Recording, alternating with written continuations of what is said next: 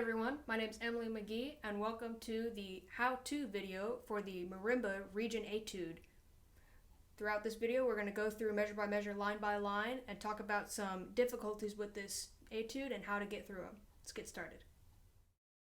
So throughout this etude I would advise playing right hand lead, which means that your right hand plays the 8th notes and your left hand would fill in the 16th notes.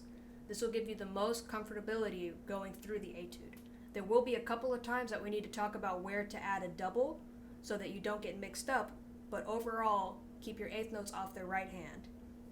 Now, also notice that this piece has 3 flats in the key signature, which means we're in E flat major or C minor. The E flat major scale with 3 flats, or the C minor one with 3 flats. Now throughout this piece there are also a bunch of accidentals you're going to need to keep your eye out for. Accidentals meaning a sharp, a flat, or a natural sign that's been thrown in to change the note slightly. For example, measure 1 has an F sharp on the end of 3, which means you cannot play an F natural, you have to play the F sharp. Now, throughout the piece there are also a lot of rolls, and when you play a roll on marimba, the tendency is going to be to crush it and then rush to the next beat. So make sure that you are subdividing the roll in your head very clearly so that you don't push the tempo forward. For example, measure 1 would sound like this. 4-1. Got it? So now here's the whole first line.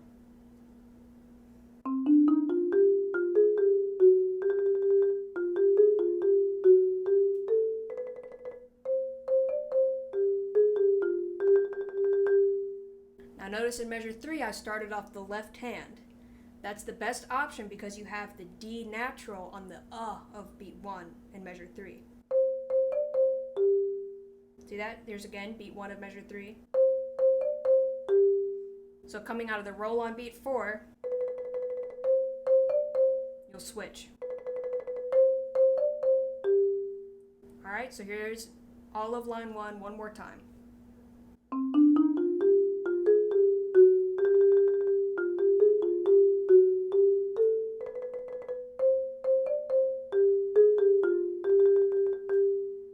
Now, a word about rolls is you don't want to squeeze the stick and roll as fast as you can on that note.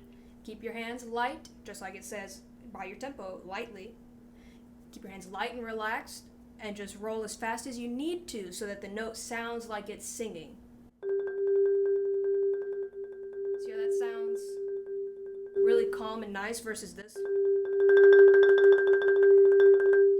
That sounds violent and it looks like my arms are shaking and my whole body's so tense. Just keep it relaxed and roll enough so that the note sounds like it's singing to the next part. So now measure 4 in line 2, you're going to start again, right hand lead, and be careful not to rush the 8th notes or the roll on beat 4. So here's measure 4.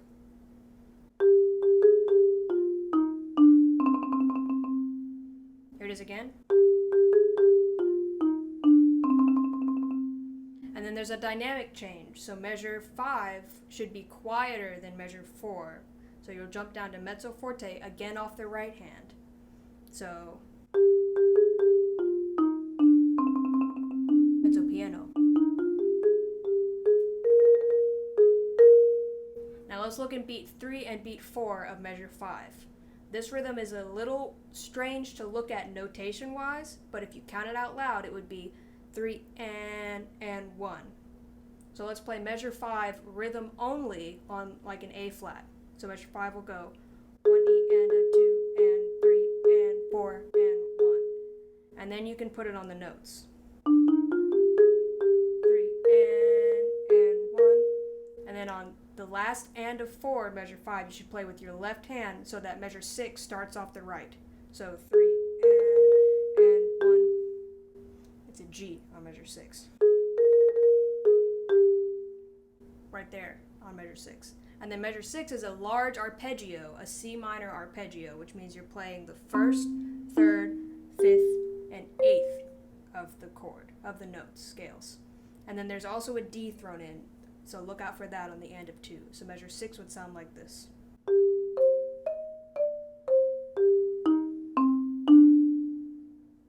Now, the next thing we need to talk about is the crescendo and decrescendo. So starting at measure 5, you're going to crescendo from mezzo forte up to, let's just say forte, because there's not anything written in, and you should always assume that it's a large crescendo if it's not written. And then you decrescendo back to mezzo piano when it comes to measure 7. So here's measures 5 and 6 with the crescendo and decrescendo.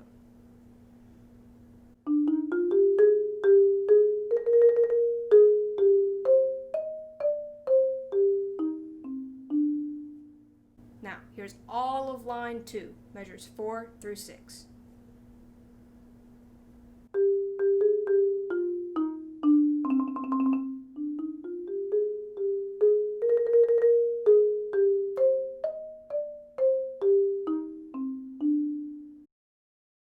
So now we're on line 3, measure 7. This line should also start off the right hand, and then there's a crescendo and a decrescendo again. Notice it doesn't have a dynamic marking written at measure 8, so let's assume it's forte to show that we're good musicians that show good phrasing. So measure 7 to 8 is a crescendo to forte, and then a decrescendo all the way down to piano. Now there's also a roll on beat 4 measure 7, but this time it's only for 3/16 notes, and then you play a 1 into measure 8. Still be careful not to rush that. Count out loud in your head. Count in your head, and then play a different sticking getting into measure 8. So from beat 4 of measure 7, you're going to want to play right, right, left. So roll, right, left. So the left hand will be in measure 8. That way measure 8 is left hand lead, so it feels better playing the arpeggio. Now the next thing in this line is that there is a D flat in measure 9, and it's at piano. The D flat is lower than the D. So now you'll need to play. And there's a double, so we'll need to double the and of 2 to beat 3 in measure 9. Left, right, left, right, left, right, right. That way your left hand can move down to the G on the and of 3. So you'll play 1 E and a 2, and then your left hand moves.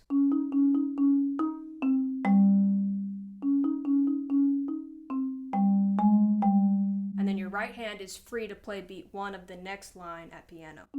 So measure 9 will sound like this. Make sure there's a big dynamic difference there so that the judges or whoever's listening knows that you know that there's a dynamic change. So here's all of line 7 with the crescendo, the decrescendo, the stickings coming out of the roll, and the sticking in measure 9.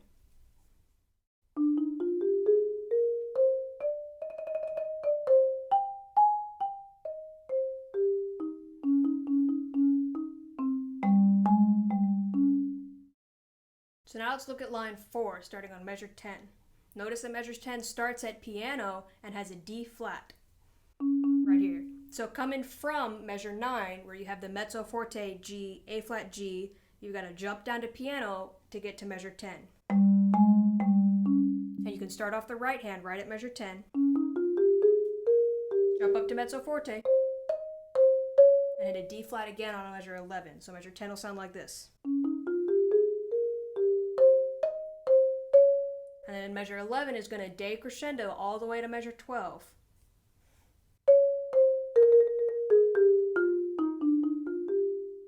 Now notice on beat 2, there's another roll, and you've got to make sure to subdivide so you don't rush that. 2 E and a 3, 2 E and a 3. And notice that I'm playing with my right hand, right, left to beat 3. Left, right, left, right, left, right, left. So the measure 12 will start off the left hand.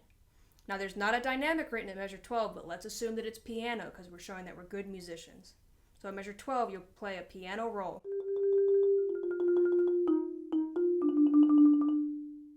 Now you want these rolls to sound super connected even though you're moving notes. You don't want it to sound like this. So try your best to keep your hands moving and just move down the note to the E flat. And then crescendo all the way to measure 13. Alright, so now we're at measure 13, line 5. This part of the music at measure 13 is a lot like measure 1. If you look at your music, you can see how they're almost very similar, but not quite. So measure 13 is at mezzo forte and can also start off the right hand. Double left here at beat 3. So 2, 2, and a 3, and a 4, so that you just keep this setup. And subdivide that roll, don't rush. 4E and a 1. Measure 14, land on the right hand, so 4E and a right. And then watch out for these accidentals in measure 14. There's a B flat on beat 4 into the B natural. Notice that I doubled the right on the and of 2. 2 and a 3 and 4 and then right there at measure 15. So now at 15, you're going to want to do, 2 left hands. So right, right, left, left, going into beat 3. This will help you with the next couple measures not getting tied up. So here's 15. See how that feels nice to go left, left.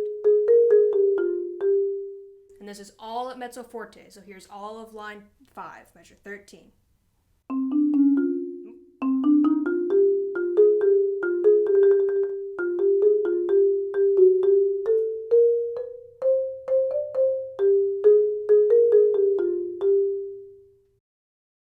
So now we're on line 6, right at measure 16. Start this measure off the right hand as well, and remember we're at mezzo forte. And then don't rush that roll, subdivide 4E and a 1. Now measure 17, start off the left hand and notice that it says pianissimo. This is the quietest dynamic we've seen so far in the piece, so you really need to drop way down and play soft. Now there's also a funny word here in 17, it says cresce. That is the same thing as crescendo, it's just they didn't put the lines there. They wanted to be sneaky and see if you knew that that meant the same thing as the crescendo lines that you see. So from measure 17 all the way to measure 20, you're going to need to crescendo. Now, if you start measure 17 off the left hand,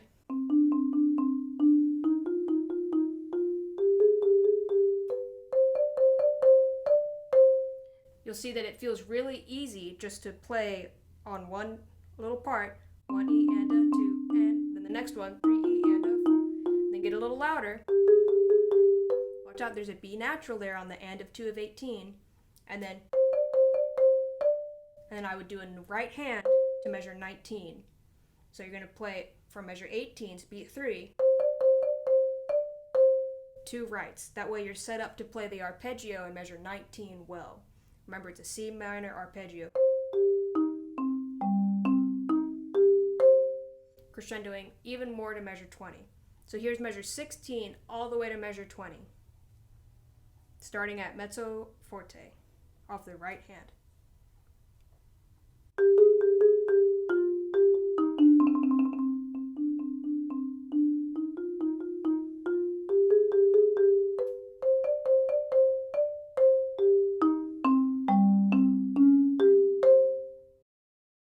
So now we're on the last line of the piece, the very bottom, but we're going to start at measure 20 because we talked about measure 19 already. Now measure 20 is going to start off the right hand and it's at forte.